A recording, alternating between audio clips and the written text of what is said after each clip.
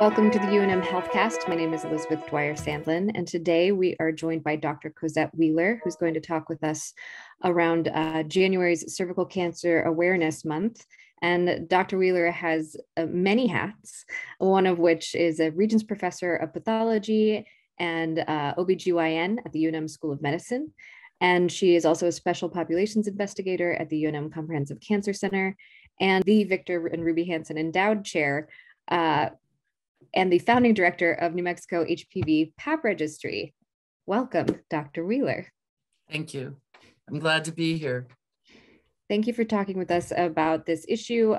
We like to highlight certain topics during awareness months while recognizing that cervical cancer and the many different facets surrounding it are not something that limit themselves to January. So thank you for being here in this timely manner for a conversation that really is relevant to people with uteruses everywhere all year long. So tell us a little bit about your work involved with let's start with the Pap Registry and what the HPV Pap Registry is and how you are connected to cervical cancer screening here in New Mexico. The New Mexico HPV Pap Registry was founded in 2006 under the New Mexico Department of Health, Notifiable Diseases and Conditions. So it is under state regulation that it exists. And what it does is it requires all laboratories who perform HPV Pap or other screening tests for cervical cancer or any HPV related screening event. So some people screen in the mouths, some people screen in the anus, but the common that everyone knows about is screening for cervix cancer. So all of those screening tests are reportable, as well as all of the medical surveillance outcomes and treatment outcomes. So what happens when people get abnormal screening results? They may, based on their results, go for what's called a colposcopy. And at that colposcopy, biopsies are taken. So that biopsy results of the pathology are reportable to the registry, as well as if you get an excision of an advanced abnormality, that is also reportable. An excision is also considered a biopsy, but anything that has pathology related to HPV-based disease, such as even beyond cervix, like vulvar and vaginal pathology, is reportable. That reporting extends beyond New Mexico because many laboratories serve New Mexico women that aren't located in New Mexico. So laboratories in Texas, California, Utah, Kansas City, Florida, New Jersey, and all those that operate in New Mexico report to the registry all of those events. So it's hundreds of thousands of events per year, and they're all reported electronically, except in one rare case, which I won't go into, but all of the data comes into our registry electronically under strict regulations of HIPAA, privacy, and the HITECH Act, and everything you can imagine, as is true for all public health reporting. And how does this registry help medical providers and patients throughout New Mexico who are navigating HPV or other cervical issues? Well, the charge of the registry is to report on multiple things, which are things like where are services not available in the state for either screening or biopsy by colposcopy or for excision of precancer, all trying to prevent the ultimate, which is cancer. So we have performed those analyses that look at how far do women have to drive that live in, we'll say, Farmington, in order to get a procedure, or that live in Chama, or that live in Silver City. So as we all know, any of us visiting those areas, they're not close to major population centers of Las Cruces, Albuquerque, and Santa Fe. So we look at those things in order to inform the state of things that need intervention and that might be beyond a brick and mortar solution. And part of the reason that's true is that you have to get the specialist to deliver this care. So you will be very unlikely, possibly, to place a specialist just for those procedures in remote areas of New Mexico. So you might need mobile solutions. We inform that kind of thing. The other thing we inform is when guidelines are made by national organizations or the US Preventive Services Task Force, which is actually the benchmark for how reimbursements take place generally beyond national organizations, then we are the only place in the United States that's actually able to look at, well, you made these guidelines and they occurred, and in our instance, the major guideline changes were in 2012. Then you can say, well, 5 years, 7 years, 10 years after those guidelines were recommended, what actually is being done? Mm-hmm. Because without a system like the Pap Registry, people do not have, the whole United States does not have a means for describing in data what actually is being done versus what was recommended. And that's one of our strengths and what we're recognized for nationally and internationally. And to that end, as a person with a cervix who is reaching a certain age, I have been through a number of very confusing shifts in messaging around HPV vaccines and cervical cancer screening and how often I'm supposed to, have certain things, certain tests or screenings done or not done. And I've had providers be very direct with me about well, this organization over here recommends every year. This organization recommends every 3 years. We at the clinic sort of decided to go every other year. It all seems a little willy-nilly. So as someone who's very immersed in this work and very well versed in it, can you help to clarify some of what is actually needed in terms of HPV screening, HPV vaccines, fun things like that?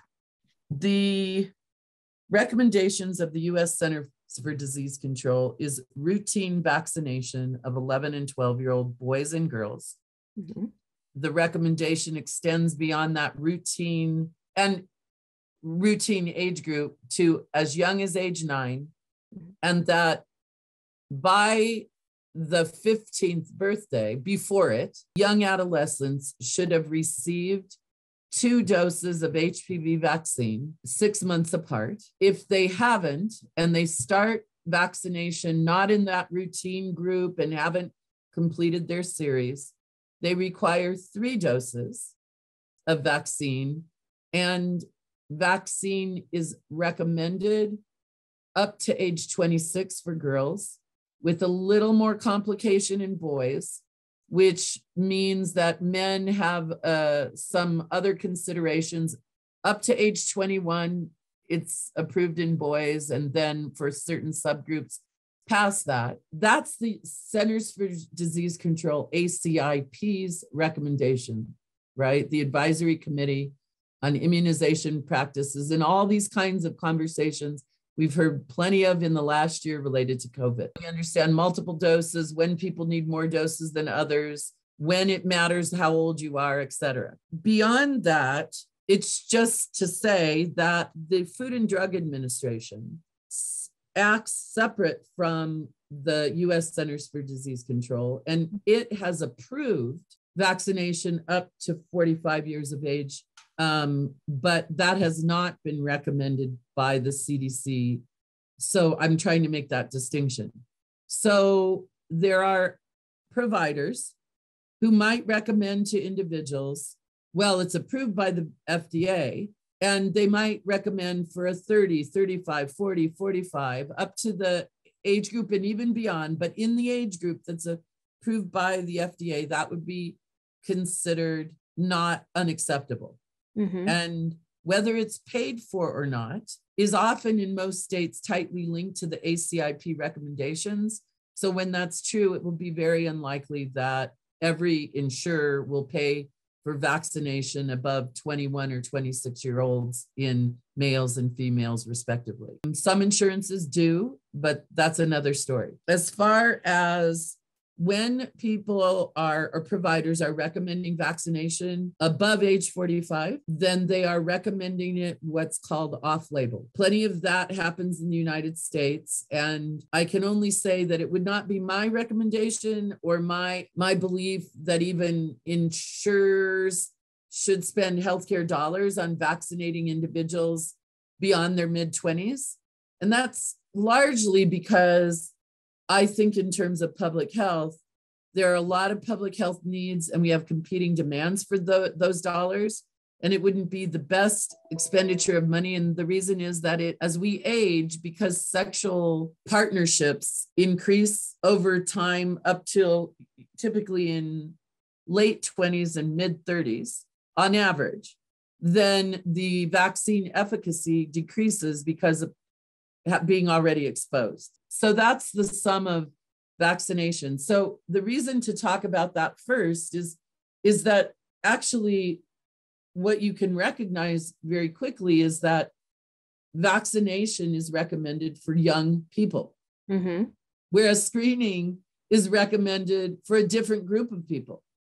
It's recommended for people, for women, cervix cancer screening, age 21 to 65. So what you need to do in the population is achieve what we would call rational integration, right? What you want to do is reach high coverage in vaccination in young people and make sure that your older populations are being screened. And one could just simply say the amount cervix cancer on average occurs in between the peak in the population between 45 and 48 years of age. You want to improve people's being protected from vaccination, but the whole population in general has not been vaccinated. Yes, the vaccine was approved in 2006 and released on the street around 2007. So we're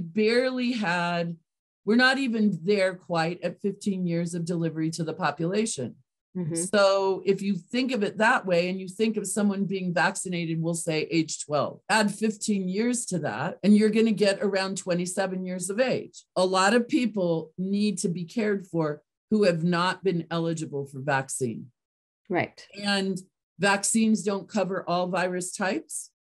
So just because you get vaccinated at this time and point in the implementation of both vaccination and screening, it doesn't mean that you don't need to be screened just because you're vaccinated. So that's a very big point as well. And there is a fear that people who get vaccinated will think they're unduly protected, that they're more protected than they really are.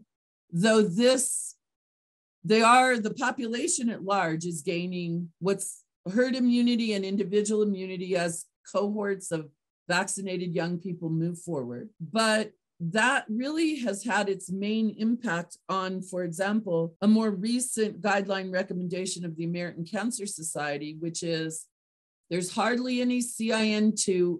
These are high-grade precancer precursors. Or if those precursors are becoming more and more uncommon as vaccinated cohorts are who's moving into screening at age 21. Therefore, we should rationally adjust our recommendations to say we don't need to screen people who are under the age of 25. That is a rational thing because, to tell you, as we've discussed at other times, in America, we get more than we need. And most countries do not screen women before the age of 25. Some countries don't screen women until over age 30. And why? Because the peak of cervix cancer is not until 45 or 48 years old, in between there somewhere. So other countries prioritize their resource use for healthcare dollars. So I think that one thing in this transition is to say people shouldn't be all freaked out about their being used to, well, it used to be that you were supposed to be screened whenever you became sexually active. Then it went, no, you should not screen until you're age 21. And now we're hearing, no, you don't need to screen until age 25. And that's whether or not you're vaccinated or unvaccinated. And that recommendation is from the American Cancer Society. And to my knowledge, no other group. I support the recommendation of the American Cancer Society. Thank you. That was very comprehensive and helpful because again, mixed messaging as an adult female person in the medical, in the medical world, especially going through having a baby and in all of those things, it can get really overwhelming sometimes. We talked a little bit about this sort of inundated messaging that we get around certain medical issues. And, we talked about like the COVID vaccine, even if you're getting different input, you're getting lots of it.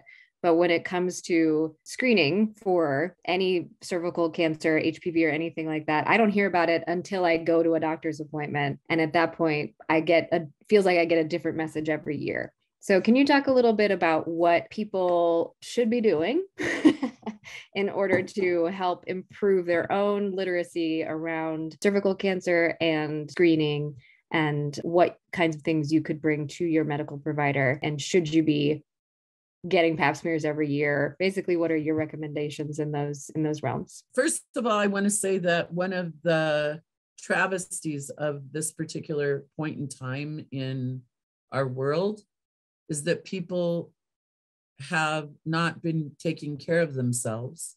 This is beyond cervix cancer screening at all. Mm-hmm. People have tended to shy away from going for regular checkups. And we know from actual data that women are not being screened for cervix cancer or other cancers. The proportion of women has dropped during the pandemic. So the first message is, going to a doctor to get screened or to see a doctor is the last place that you should be worried about going about getting COVID. I know that it's very possible, and it was early in the pandemic, that there were shutdowns of routine healthcare or routine operations, but we really haven't seen that. And we know that screening levels have not returned to normal. When we know that the main 65% of women in New Mexico and elsewhere who get cervix cancer are all in women who didn't get screened or weren't screened frequently enough. That means women should be worried about getting their cervix screening, their breast cancer mammography, their colorectal cancer screening, and they should be promoting their own well-being, pursuing the healthcare system to give them those prevention procedures. With that said, the recommendations overall are one or the other, and that, I have to say, is up to the provider. The U.S. Preventive Services Task Force, controlling money, meaning whether or not insurances and women are going to be reimbursed, recommends that women of average risk, okay, average risk is hard to define, and if we have time, I'll go into that, but we'll say average risk should, regardless of age, 21 to 65, should be screened no more frequently than once every 3 years. And if you get screened once in 3 years, you need only a pap smear. But if you want to extend that interval to longer, if you have an HPV test and a pap smear, you don't need to be rescreened for 5 years. All organizations have that recommendation or option, meaning the U.S. Preventives have that, but more importantly, the American Cancer Society, ACS, and the U.S. Preventive Services Task Force offered the option that HPV testing in and of itself, instead of both HPV plus PAP, is sufficient to be done once a year as an option. They have not gone at U.S. Preventive Services Task Force to having it be their preferred recommendation, although the American Cancer Society has. So in essence, you can get a pap smear every 3 years if your doctor doesn't believe in HPV testing. If you're of normal or average risk, you can get an HPV test plus a pap test every 5 years. And You don't need a Pap test to be done with your HPV test. It is approved as an option to get only an HPV test because the vast majority of information in the co-test, when you get both, is in the HPV. You don't get cervix cancer 99% of the time without HPV. So what you're doing, the added value versus the expense of doing both tests, is not seen as useful. You're not really getting a lot of yield by doing the Pap test. So the only difference between the U.S. Preventive Services Task Force and other agencies or organizations like the American Cancer Society is that the U.S. Preventive Services Task Force says start at age 21, and the American Cancer Society now says start at age 25.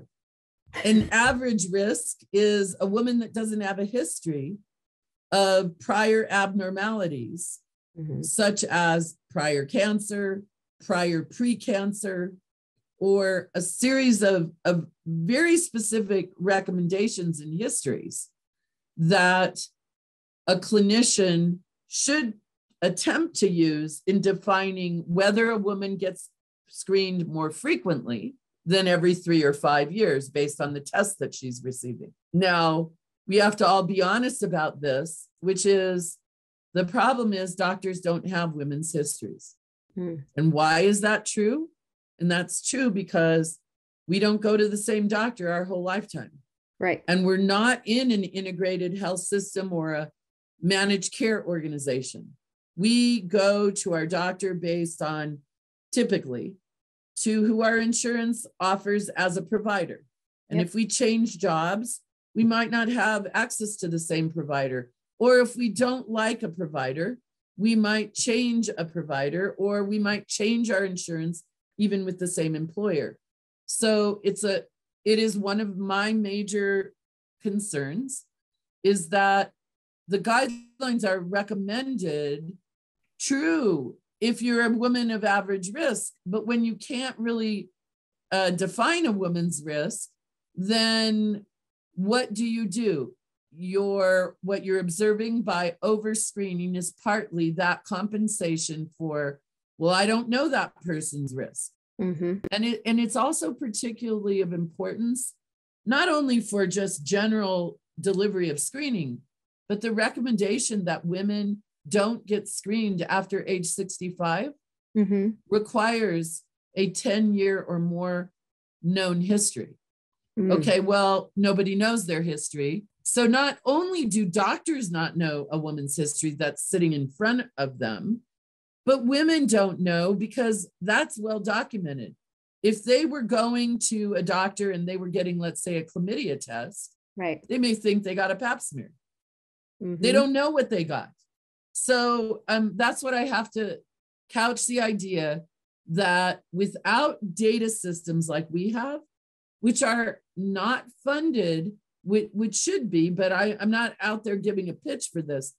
They should be funded outside of New Mexico in the United States, right? In other states, in other national venues, so that we actually do know women's histories, so that we can deliver care. And the fact is, without doing that, the amount of money we're spending is a waste. It's that simple. We don't want to fund, public health surveillance, but we are willing to spend millions of dollars on repeating testing too many times in general populations. And the whole reason that intervals are extended, or a large reason, is that screening is not without harms. There are intermediate things that are picked up that will go away if you screen less. You will resolve infection. You will resolve minor abnormalities, right? But if you just screen people, well, I don't really care. We can't be hurting anything. We'll just do it every year, every 2 years. That is no good for the vast majority of women, because what's going to happen if you screen, you will end up treating women who don't need treatment. And treatment has been associated with morbidities or harms related to pregnancy. So, and when I say pregnancy, it's not getting pregnant, it's actually preterm delivery. So once you insult or cut out part of the cervix, it doesn't have the same what's called patency. It doesn't have the same elasticity, whatever you want to think of it. It's like a scar. It's not as flexible, as elastic. So it doesn't, and this is not in all women who get treated. It's just to say, it's to recognize that being treated has its consequences.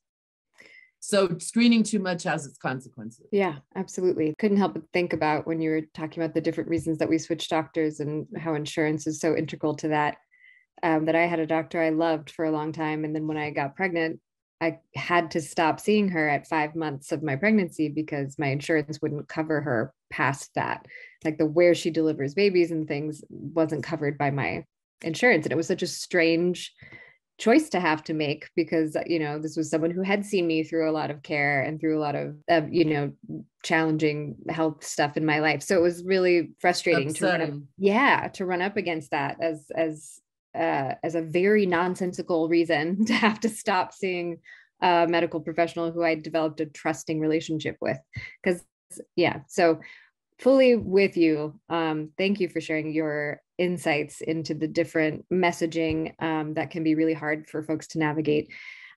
Before we wrap up today, is there anything that you want to add in terms of what you would recommend and how you would encourage women in particular, folks with uteruses and cervixes and stuff, to be mindful of these screenings? And I know you had said earlier that folks should advocate for themselves, and then also we want to be conscientious of not over screening. So where's the balance there? What's the messaging you want to leave people with yourself? I think that the balance would be, make sure that you get screened once every 3 years at the minimum right now. And if you have been screened or can't remember when you were screened, you need to go get screened.